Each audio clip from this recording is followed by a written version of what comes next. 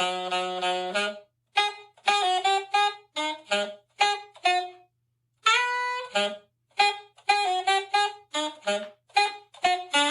when I hit the mic, get so hot. Instagram double tap tap like. Here today representing Dr. Grace Han's lab. Only got a minute, this is my stage, y'all. Hi, my name's Sungwon Cho. My project involves being duplexes 1 in a million. Yeah, and I'm trying to control the assembly and disassembly of them through lighter radiation. It's so chillin'. Hey, we use a molecule called azobenzene, which we can put into DNA oh so cleanly. The trans state of azo stabilizes the duplex, but after lighter radiation, what's next? Oh wow! What? The azo changes shape into the cis state. Oh, how great causes steric hindrance between the DNA strands, separating them. But shine another wavelength of light. Here we go again. Now back to the trans state, combining them once more, and we can keep doing this. Oh yeah, score! But the question is, what can we do with this? Well, you see, we can incorporate this into DNA or origami. DNA is used to make nanostructural shapes, and through this we can make nanotech. Ain't that great? Like scissors, walkers, or some building blocks, or drug delivery machines in the shape of a box. And that's the best part, we're different, is that right? Because we're doing this all through visible light.